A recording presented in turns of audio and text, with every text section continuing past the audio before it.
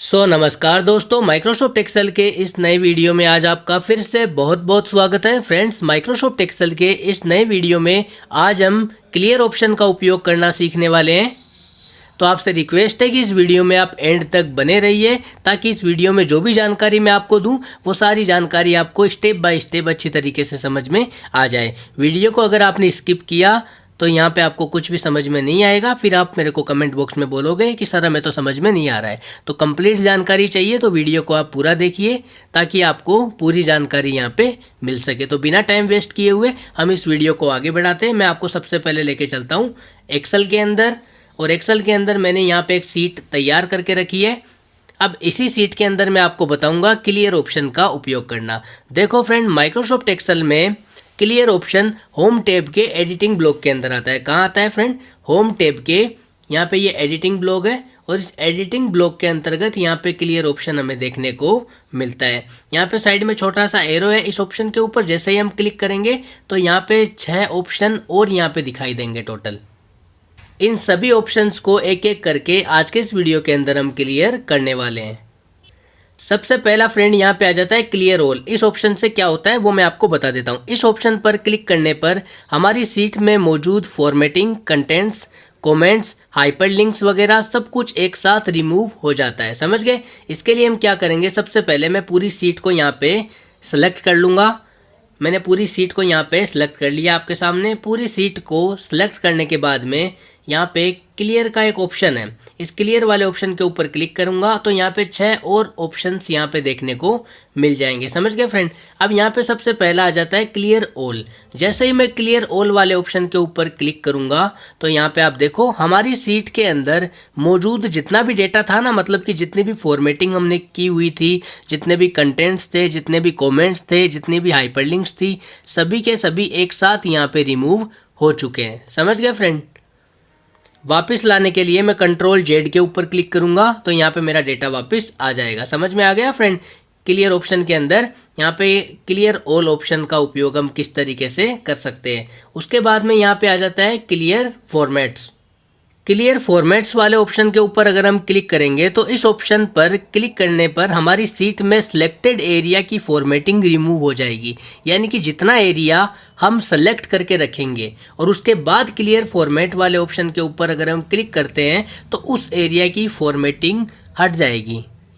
ये मैंने यहाँ पे इतना डेटा सेलेक्ट कर लिया है। सेलेक्ट करने के बाद में मैं क्या करूँगा, होम टैब के एडिटिंग ब्लॉक के अंदर जो क्लियर ऑप्शन है और यहाँ पे क्लियर फॉर्मेट्स का जो ऑप्शन यहाँ पे शो कर रहा है, मैं सिंपली इसके ऊपर क्लिक करूँगा।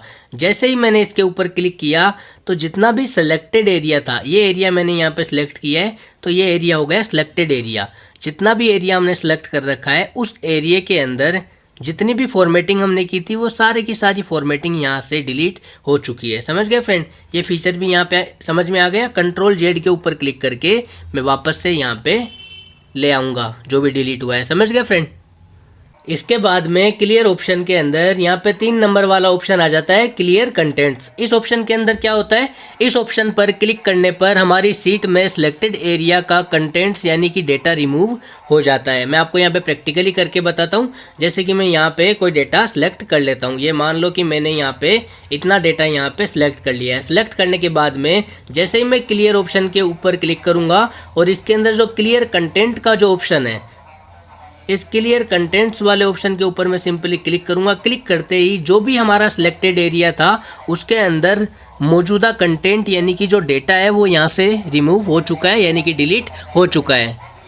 कंट्रोल जेड के ऊपर मैं क्लिक करके वापस से डेटा को ले आता हूँ। समझ गए फ्रेंड? 3 ऑप्शन हमने यहाँ पे क्लियर कर लिए।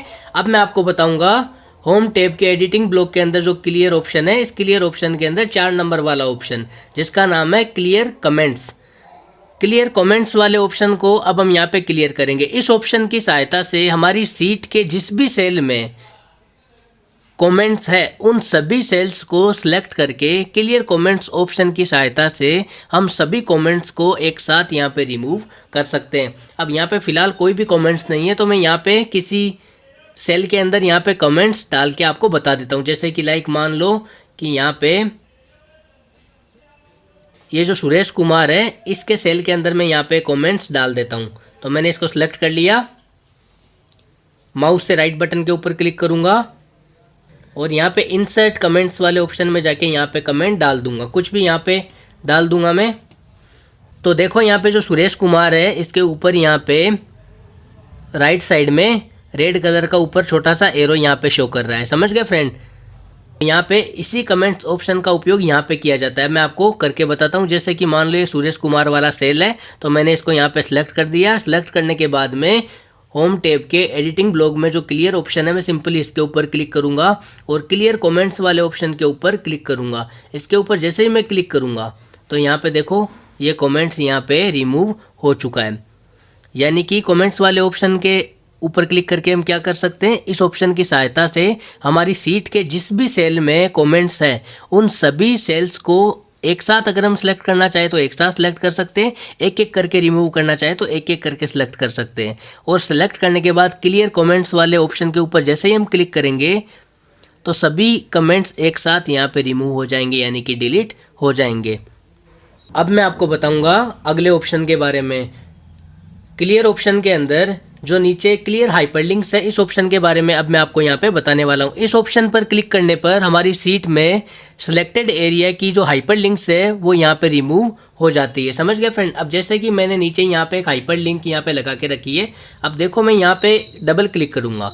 डबल क्लिक करते ही ये देखो यहाँ पे हाइपरलिंक मैंने लगा के रखी है। फिलहाल मैं इसको नो कर दूंगा, समझ गए। यहाँ पे वर्क कर रही है, डबल क्लिक करते ही यहाँ पे वर्क कर रही है। अब मैं क्या करूँगा, इसको सिलेक्ट कर रखा है। सिलेक्ट करने के बाद में क्लियर ऑप्शन के ऊपर क्लिक करके यहाँ पे क्लियर हाइपरलिंक के ऊपर क्लिक कर दूंगा। अब यहाँ पे हाइपरलिंक है वो रिमूव हो चुकी है, समझ गए। अब मैं यहाँ पे डबल क्लिक करूँगा तो ये देखो वर्क नहीं करेगी, समझ गए फ्रेंड। वापस से कंट्रोल जेड के ऊपर मैं क्लिक करूँगा।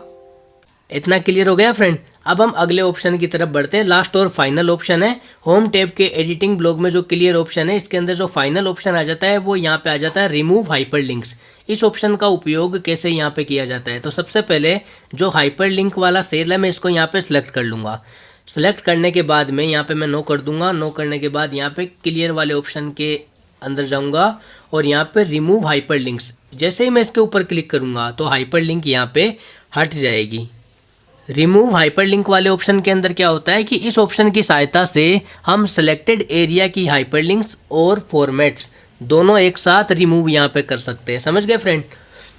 तो फाइनली आज के इस वीडियो के अंदर माइक्रोसॉफ्ट एक्सेल में होम टैब के एडिटिंग ब्लॉक के अंदर जो क्लियर ऑप्शन है उसके अंदर जितने भी टोटल 6 ऑप्शंस यहाँ पे देखने को मिल रहे हैं, सारे के सारे मैंने यहाँ पे आपको स्टेप बाय स्टेप यहाँ पे समझा दिए। अगर आपको वीडियो अच्छा लगा हो तो इस वीडियो को लाइक कर दीजिए और चैनल के ऊपर सब्सक्राइब कर दीजिए। साइड में जो बेल आइकन है उसके ऊपर क्लिक कर देना ताकि आने वाले सभी वीडियो की नोटिफिकेशन आपको सबसे पहले मिल सके।